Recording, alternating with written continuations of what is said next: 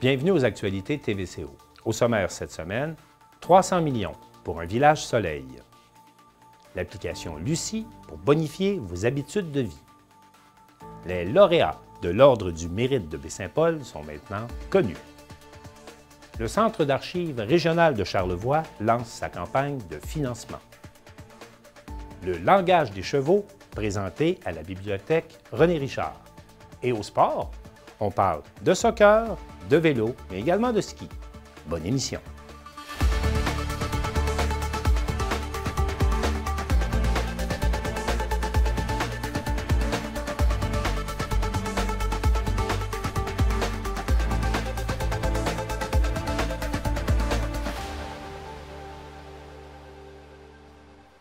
C'est sur ce vaste terrain situé à proximité de l'entrée principale de Petite-Rivière-Saint-François que le promoteur Louis Massicotte entend implanter un village soleil, un investissement de 300 millions de dollars. On a aussi évidemment un modèle dans Soleil Village qui va permettre à des gens de venir vivre sur place. Donc les gens pourraient devenir citoyens de Petite-Rivière-Saint-François dans Soleil Village, acheter une maison double, habiter une porte et louer l'autre, en étant très près de leur activité hôtelière, finalement, parce que les gens que tu reçois, tu es vraiment à côté. Au moment de la prévente que vous êtes en train de faire, le tarif de base pour acquérir une maison, vous le mettez à combien? Le prix prévisionnel est 799 000 pour 2 chalets, adossés avec une porte communicante. Ça inclut le terrain, ça inclut bien sûr une maison usinée de notre partenaire La Prise. Donc 2 maisons, en fait, qui sont reliées une à côté de l'autre. On pourrait dire que votre objectif de vente est atteint à combien présentement? Autour du lagon, on est à peu près à 95 % déjà prévendus parce que depuis des semaines... Donc, des gens sont engagés là, chez le notaire? Oui, absolument. Sans savoir quelle était votre destination? Exact. Les gens ne savaient pas dans quelle municipalité on allait construire le Géolagon. Ils avaient déjà déposé chez le notaire. Il y a 135 acquéreurs qui ont fait ça et qui attendaient de savoir c'est où. Alors, je vous le confirme, c'est Petite-Rivière-Saint-François. La première chose, c'est que le marché du chalet locatif et du chalet en général est en pleine ébullition. Beaucoup de Québécois ont redécouvert pendant la pandémie le plaisir d'être dehors, d'être dans la nature. On ajoute à ça un lagon magique, un géolagon où tu vas pouvoir te baigner à 38 Celsius en hiver, en été, pendant toutes les saisons, à l'année longue. De tels développements demandent des infrastructures assez quand même élaborées parce que vous allez en construire beaucoup. Comment vous anticipez la question de l'alimentation en eau potable, l'alimentation de votre lagon et de la gestion en général des eaux résiduelles? Comment on intègre ça dans un géolagon? Alors, vous avez sans doute vu que le géolagon, c'est vraiment un projet à énergie renouvelable à 100 %. C'est un projet qui va, dans notre objectif final, générer plus d'énergie qu'il va en consommer. Donc, notre objectif, c'est vraiment de s'orienter vers une autonomie. On va faire la même chose avec l'eau. On va récolter l'eau de pluie, l'eau de fonte au printemps. On va mettre en place des installations de filtration qui vont pouvoir aussi servir aux eaux usées. Alors ça, c'est tout planifié. Puis la première étape, on travaille dans des très grands espaces avec le terrain de 12 millions de pieds carrés. Alors, on travaille avec des chalets en rond-point où on aura fosse septique et puits artésien dans la phase 1. La phase 2, c'est la construction du lagon. À ce moment-là, il y a tout ce qui concerne une usine privée à la fois pour la filtration et l'aqueduc. Bien, pour nous, c'est de l'accompagner en termes de réglementation parce qu'il faut comprendre aussi que c'est des investissements entièrement privés. C'est que nous, dans ce moment-là, le fait que le Conseil a été favorable dans son unanimité sur le concept qui est innovateur en soi, fait qu'on s'est engagé à voir à l'intérieur de notre réglementation qui est déjà de façon sommaire, là, qui permettait de venir un concept comme ça public. Fait que là, d'accompagner pour que ça y aille de façon le plus rapidement possible et qu'ils peuvent là, franchir l'étape de la construction.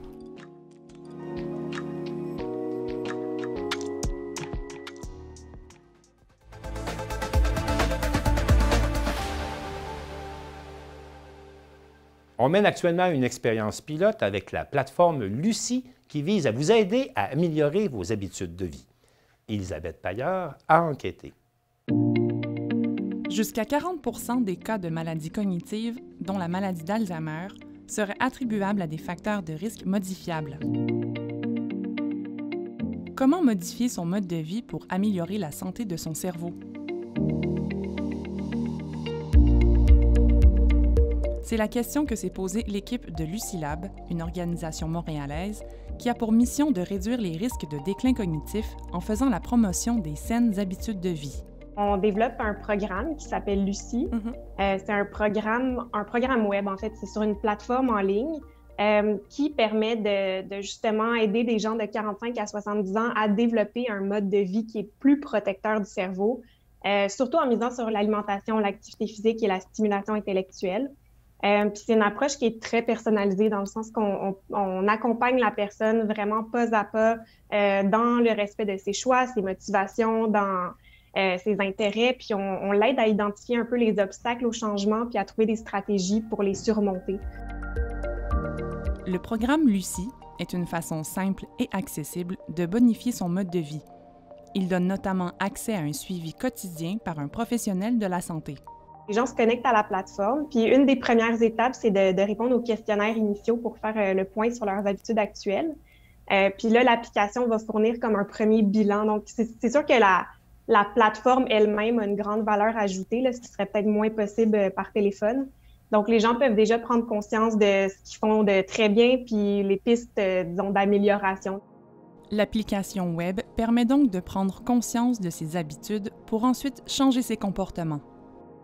On sait en fait que les saines habitudes de vie, le fait d'avoir un mode de vie sain, de bien manger, de bouger, d'être actif socialement puis intellectuellement, c'est bon pour la santé mentale, c'est bon pour la santé physique, mais c'est aussi bon pour la santé cognitive. Donc, avec le vieillissement de la population, les gens ont envie de garder toute leur vitalité d'esprit puis pouvoir profiter de leur retraite. Donc, nous, on les accompagne là-dedans un peu puis on leur offre des stratégies vraiment pour pouvoir avoir un mode de vie sain puis protecteur pour le cerveau. Dans Charlevoix, la population vieillissante est à prendre en considération. L'équipe du Living Lab Charlevoix s'intéresse au phénomène et participe en étroite collaboration au projet de l'application Lucie. Pour nous, c'est sûr que d'offrir la chance aux Charlevoisiens, Charlevoisiennes de faire ce projet pilote-là, ils vont prendre jusqu'à 50 participants pour vivre l'expérience Lucie Lab. 12 rencontres avec des conseillers.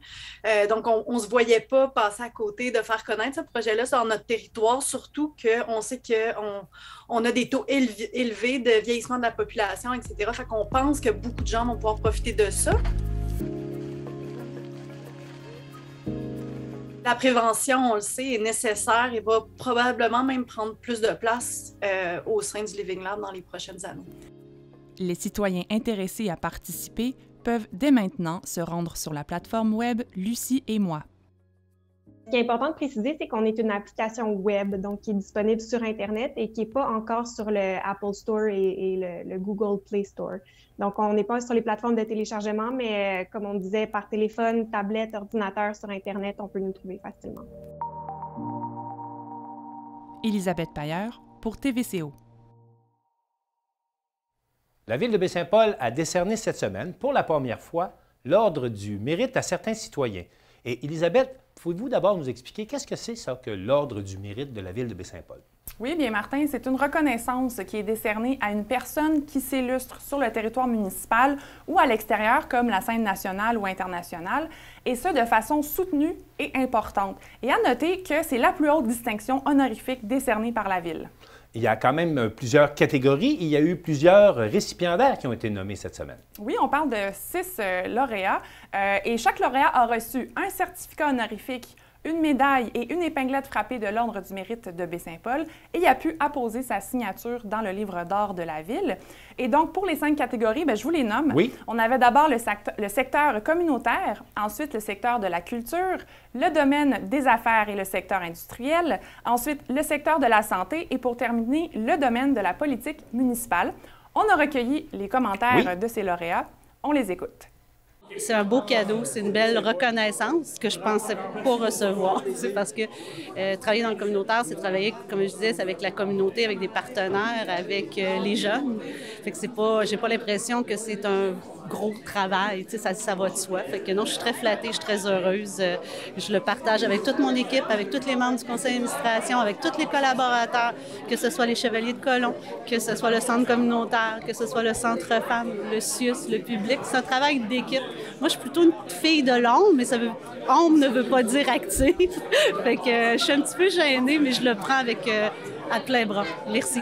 D'habitude, on reçoit des prix ensemble. Là, c'est la première fois qu'on reçoit un prix, des prix séparément, donc un pour moi, un pour lui. C'est significatif parce que, premièrement, ça nous donne l'énergie pour continuer. Puis c'est significatif parce que la ville de Baie-Saint-Paul a toujours fait partie, premièrement, de l'ADN du festif. Baie-Saint-Paul est dans le nom, le festif de Baie-Saint-Paul. Fait qu'on a toujours voulu faire rayonner cette ville-là. Puis la ville a toujours été derrière nous, tout le temps, depuis 13 ans. Fait que c'est quelque chose de très significatif pour nous autres.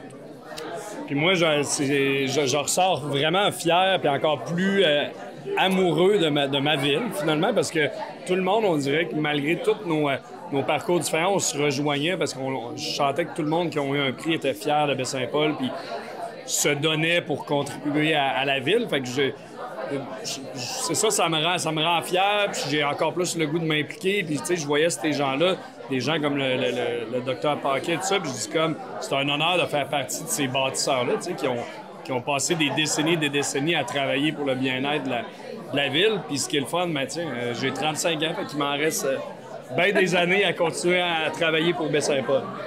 Je pense que j'ai raison, je ne mérite pas tout seul. C'est ça que c'est toute l'équipe de Simard, puis tous les gens de Charlevoix, puis tous les membres du conseil, le maire, les maires. Je vous l'ai dit, j'ai passé 3 maires, Mme Simard, M. Fortin, M. Pilote. Puis ça prend de l'appui. Il faut se sentir appuyé. Puis j'ai une relève qui est plaisante. On s'accorde, ça va bien, ça pousse. C'est ça qu'il faut. C'est de même qu'il faut aller. Puis moi, je demande, faites l'impossible pour qu'on garde nos jeunes à Baie-Saint-Paul et dans Charlevoix. Ça manque. Là. Les jeunes ont tendance à s'en aller. S'en vont à l'école. J'ai plusieurs de mes amis qui partent, ils s'en vont trouver leurs filles, ils s'en vont trouver leurs garçons. Il y en a qui vont à Vancouver, il y en a qui vont à Montréal. Les jeunes sont partis travailler. Il faudrait trouver une solution pour les attirer dans notre coin. Ça, c'est pas capable. C'est vous autres qui vont faire ça, c'est pas moi. En fait, je pense que c'est ma plus grande fierté à date. Les récompenses, j'en ai eu évidemment là, à tous les niveaux, quand j'ai pris ma retraite, à diverses occasions. Mais je pense que celle-là, c'est pas mal la plus importante, celle qui me touche le plus. On n'attend jamais, on n'attend pas ça pour travailler puis pour faire du bénévolat, on fait pas ça pour ça. Mais quand ça arrive, je pense qu'il faut le prendre, avec, comme je l'ai dit, avec fierté, avec humilité. Puis continuer, ça nous permet de continuer, d'avoir un autre élève, malgré que le fait que, là, rendu à mon âge, là, on commence à être à bout de souffle un peu. Mais j'ai encore des projets, puis encore des idées, puis on va continuer. Ce qu'il faut dire, c'est que parmi les 6, je suis le seul étrange. Je suis pas natif de Charlevoix, moi. Alors là, ce que j'aurais à dire aux gens, c'est que les étranges, il faut les accueillir, puis c'est ce qu'on a fait avec moi. Moi, j'ai été accueilli à bras ouverts en 71, quand je suis arrivé, le Club Lyon sont venus me chercher, puis le social a commencé comme ça, puis je pense que ça, c'est très, très important. Et on a une communauté qui est tissée serrée, qui est fière, comme l'a dit Jean Fortin, qui est surtout résiliente, très accueillante. Alors moi, là, j'ai eu beaucoup de plaisir à travailler avec ces gens-là et à connaître un paquet de gens. Et encore aujourd'hui, je sors plus beaucoup parce qu'évidemment, là, il y a eu la pandémie, mais lorsque j'ai l'occasion, il n'y a pas longtemps, j'ai vendu des billets chez IGA, puis ça finit pas. Là. On rencontre toutes sortes de monde qui viennent nous voir, puis nous remercier, puis prendre des nouvelles, puis nous demander notre âge. Puis, alors évidemment, je pense qu'on a une communauté qui est une belle communauté, qui de plus en plus aussi va aller avec le développement d'une jeunesse particulière. On l'a vu ici ce soir, il y a des gens quand même assez jeunes. Il y en a d'autres beaucoup là, dans la communauté des entrepreneurs de ce genre-là qui vont faire en sorte que les belles années sont à venir malgré tout ce qu'on nous dit. Il ne faut pas avoir peur de l'avenir. Effectivement, c'est une belle idée. Je pense que le conseil de la ville, je le disais, l'idée aussi, c'est de participer à la fierté d'une ville, de sa municipalité.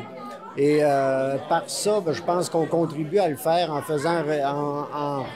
faisant connaître à travers ça aussi des bâtisseurs, des gens qui se sont impliqués au fil des années, qui s'impliquent encore et qui s'impliquent positivement, puis qui font avancer des choses.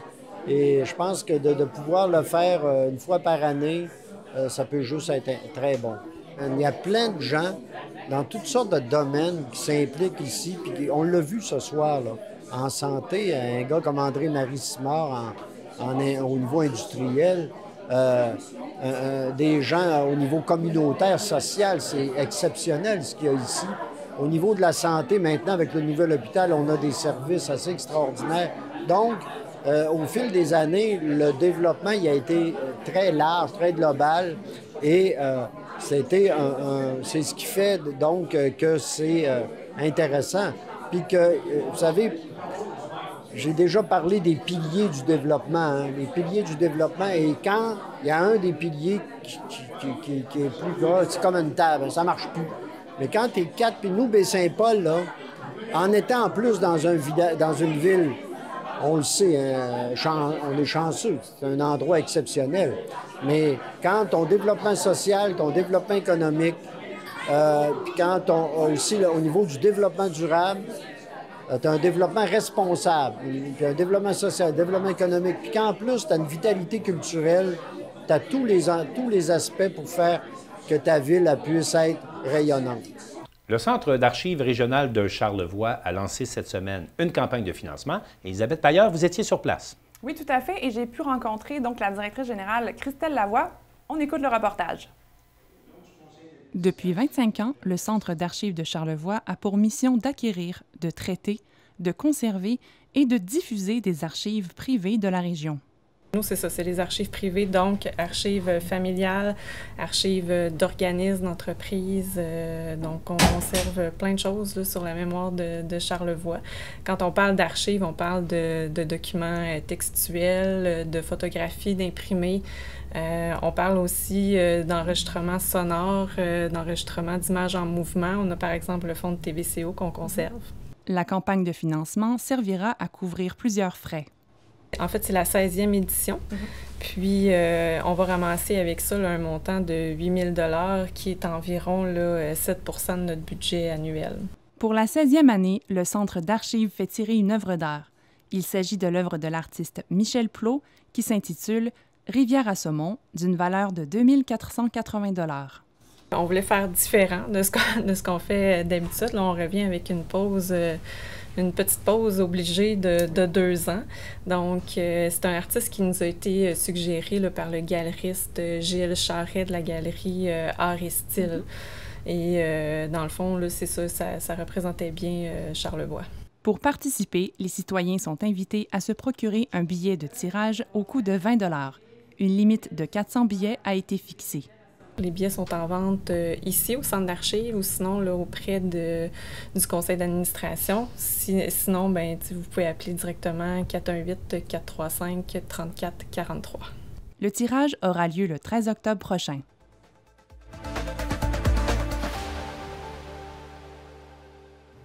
C'est l'exposition « Le langage des chevaux » à la bibliothèque René Richard et je rencontre l'artiste principale, Isabelle Fraud. Bonjour Isabelle. Bonjour, enchantée. Merci de nous recevoir. C'est moi qui vous remercie. Je commencerai par vous demander d'abord d'où vous venez, quelle est l'expérience que vous avez en peinture? Ça doit faire un petit moment quand même que vous faites de la peinture. J'ai toujours aimé dessiner. À l'école, je me souviens que la maîtresse d'école avait dit à mes parents qu'il fallait me faire prendre des cours de dessin quand j'avais à peu près 6 ans.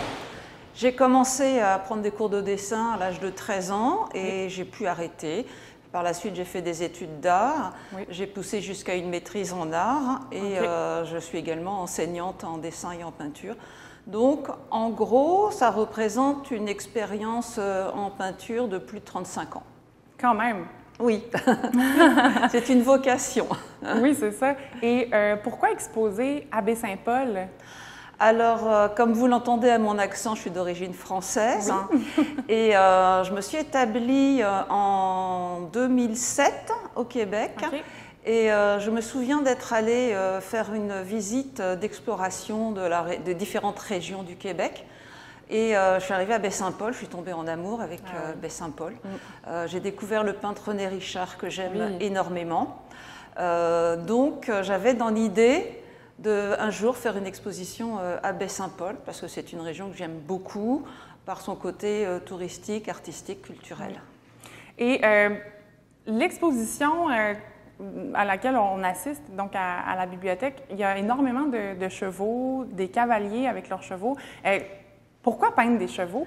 Je suis passionnée de chevaux et de peinture. Donc, j'ai commencé à me mettre sérieusement au dessin et à la peinture à l'âge de 13 ans et à l'équitation à l'âge de 13 ans. Ça me vient de mon père qui était boulanger, qui était passionné de chevaux. Et au lieu d'aller faire la sieste l'après-midi, il allait monter à cheval. Donc, j'ai pris la piqûre. Et puis, depuis, je ne me suis jamais arrêtée. Et donc, si je comprends bien, c'est des inspirations de faits vécus, mais on voit qu'il y a un peu de fantastique également. Là, comment vous décidez à peindre? En fait, moi, je me considère comme une artiste visionnaire. J'aime peindre des anges, des humains, des chevaux. Ce qui m'intéresse, c'est le rapport de l'homme avec la nature. Et donc, notamment avec les chevaux. C'est pour ça que j'ai appelé cette exposition « Le langage des chevaux ». Parce que je m'intéresse principalement à la relation humain-cheval. Puis on le voit dans vos toiles, c'est dynamique, c'est pas seulement un cheval au repos, là, on voit qu'il y a du mouvement beaucoup. C'est ça, c'est des histoires vécues à chaque fois. J'ai une peinture sur un tournoi de chevalerie. Donc c'est un tournoi de chevalerie, un vrai, que je suis allée voir à Saint-Augustin-de-Desmaures, où j'habite.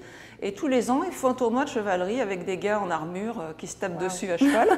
Donc, c'est du vécu. La peinture sur les ânes, c'est une dame que je suis allée voir dans son élevage qui a des ânes, soit en réhabilitation parce qu'ils sont âgés, puis elle leur offre une belle retraite, ou des ânes, voilà. Donc, j'ai appelé ça, cette toile sur les ânes, toute la sagesse du monde, parce qu'ils ont beaucoup à nous apprendre. Donc voilà. Absolument. Les ânes comme les chevaux. Comme les chevaux, voilà, oui, les équidés d'une manière générale. Exactement.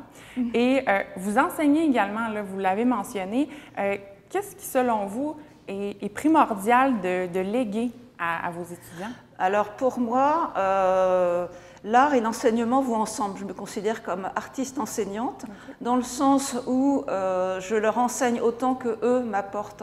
Ils vont me poser des questions qui vont toujours me pousser à me remettre en cause. Et là, cette année, je suis devenue pour la première fois enseignante au secondaire, parce que depuis des années, j'enseigne en école d'art à des adultes, des adolescents, mais plus pour des personnes passionnées de peinture, qui veulent en faire soit une activité de loisir, soit carrément un métier. Mais là, avec la pénurie d'enseignants, je me suis retrouvée parachutée du jour au lendemain enseignante en arts plastiques, et j'adore ça, vraiment, parce que les moyens qu'on donne aux jeunes en secondaire sont extraordinaires par rapport à moi qui ai connu les écoles secondaires en France le jour et la nuit. Donc ils ont vraiment beaucoup de possibilités de création, que ce soit art plastique, sculpture, peinture, collage, donc j'adore ça.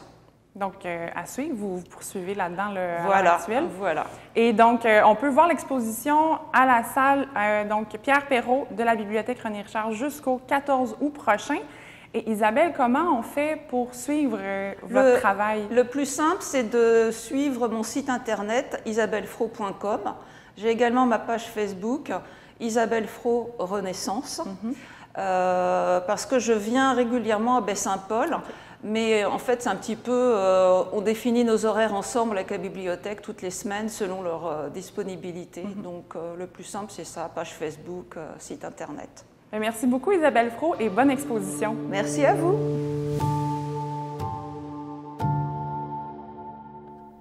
C'est maintenant le temps de parler de sport. Et Maxime, ça va bien pour le club de soccer de la microbrasserie? Martin, ça va très bien parce qu'on a autant de victoires que de parties pour l'équipe. Donc, troisième victoire qui est arrivée pour Microbrasserie. On parle également de la Ligue Québec Métro Senior, section Détroit, on va le préciser. Et victoire de 6-1 de la formation face à Fusion. L'Op Minière numéro 2, c'était à Saint-Apollinaire. Donc, comme je le disais, aucune défaite après 3 matchs.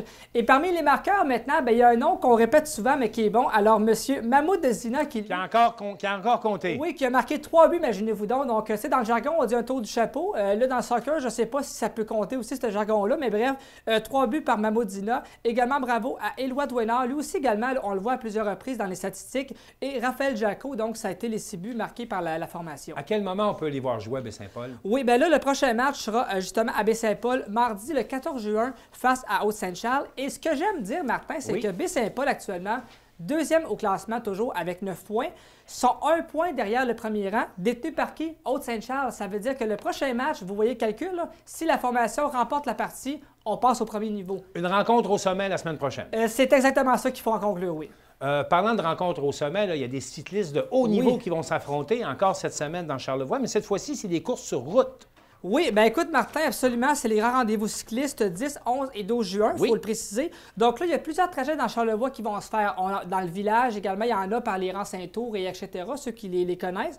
Il y a 4 étapes là-dedans. Là, on parle de... Ça commence à 1,2 km, qui est un trajet quand même... Un critérium. Un critérium. Ouais, un tour. Et ça va jusqu'à 127,1 km. Alors, 4 étapes. On a le critérium. On a également la sanction. Également 3 catégories de routiers, 126, 47 et notamment 53. Alors, vous voyez, là, il y a beaucoup... Plus on avance dans les étapes, plus le circuit devient, entre guillemets, pas compliqué, mais disons plus large un petit peu. Là. On accentue le tout. Il y aura encore beaucoup de mollets qui vont chauffer là, dans nos côtes ce week-end. Ah, écoute, non, c'est vraiment fantastique. Puis encore une fois, ben là, c'est dans le village, donc ceux qui vont avoir la chance... vendredi soir. Oui, d'avoir ceux qui vont se promener dans la ville et avoir la chance d'avoir des cyclistes, bien là, ça va être vraiment... Là, on est vraiment dans la circulation, mais là, je vous le dis, par contre, soyez prudents au niveau des voitures parce qu'il y a une question de sécurité aussi là-dedans. Maintenant, on change de saison parce que le Massif a donné une bonne nouvelle à ses abonnés. Martin, une grosse nouvelle, on va prendre le temps un peu de l'expliquer parce qu'il y a beaucoup d'informations par rapport à ça. Donc là, oui, le Massif qui joint les rangs de ce qu'on appelle un organisme, bien pas un organisme, un regroupement, le Mountain Collective. Qu'est-ce que ça mange ça en hiver? Eh bien là, j'y arrive. Alors, on parle d'un regroupement de montagnes reconnu à l'intérieur. C'est 22 stations au total qui sont dans ce regroupement-là. Et de un, le Massif est la station, c'est la seule de l'Est du Canada à joindre les rangs. Donc, en partant, on a, disons, un premier podium, je vais le dire comme ça. Mais pour les skieurs, qu'est-ce que ça donne que ce regroupement-là? Oui, bien écoutez, pour les skieurs, de un, là, ça donne droit de un à des avantages vraiment exceptionnels. On va décortiquer ça. Donc, avec une passe Mountain Collective, le skieur, lui, qui a ça, va avoir la possibilité de skier 2 jours d'une façon gratuitement parmi toutes les stations qui feront partie de ce groupe-là. Donc si on part en voyage de ski... dans l'Ouest et tout ça, il y a des stations, ça 2 jours gratuits. Oui, 2 jours gratuits. Là, parce qu'on est abonné au Massif. On est abonné au Massif. Voilà, on est là-dedans. Là, je n'aimerai pas tout, là, mais juste par exemple, là, on parle notamment à Chamonix en France. Également, on a Lake Louise et aussi le Niseko United situé au Japon. Donc, voyez-vous, on voyage vraiment là, dans ces 22 stations-là. Alors, 2 jours gratuits pour ceux qui auront justement là, ces billets-là pendant la saison. Et également, ceux qui voudront aller plus que 2 jours, qui vont dire, moi, je vais avoir 3 ou 4 jours de plus. Comment ça serait? Mais là, pour les journées additionnelles, ceux qui ont les passes vont pouvoir avoir 50 % de rabais à chaque jour de plus. Donc, on a 2 jours gratuits et en plus 50 % de rabais pour les jours d'avantage qu'on rajoute. Et je suppose qu'on espère que ça va nous attirer du monde aussi. Oui, bien, honnêtement, c'est la stratégie pour le Massif, c'est de devenir une station de calibre au niveau mondial et également d'attirer plus de monde de l'extérieur par rapport à ça. Et ce que j'aime, moi, Martin, du Massif, là, je veux le lancer aux spectateurs. Le Massif ne s'assoit, entre guillemets, jamais sur ses lauriers parce que déjà que sa réputation, je pense, elle est au sommet, là. Elle est plus à faire, mais à chaque année, on essaie davantage d'aller plus haut pour que la demande soit encore meilleure. Et ça, moi, je dis bravo à cette organisation-là. Et on rappelle là, que dans les prochains jours, on commence le vélo de montagne et on annonce pour cette année 5 nouvelles pistes. Oui, quand même. Donc, non, ça va être très intéressant là, de savoir ça. Donc, je vous le dis, on va avoir un été assez mouvementé dans tous les sports. Il y a un hiver avec des clients internationaux où les gens du Massif iront voyager. Absolument. Donc, du sport, voyager, ça, là, je pense que c'est le plus beau des phénomènes pour un sportif. Maxime Jaudoin, merci beaucoup. Ça fait plaisir, Martin. Alors, c'est tout pour le bulletin d'actualité cette semaine. On espère que ça vous a plu. Et au nom de toute l'équipe de TVCO, je vous souhaite une bonne semaine.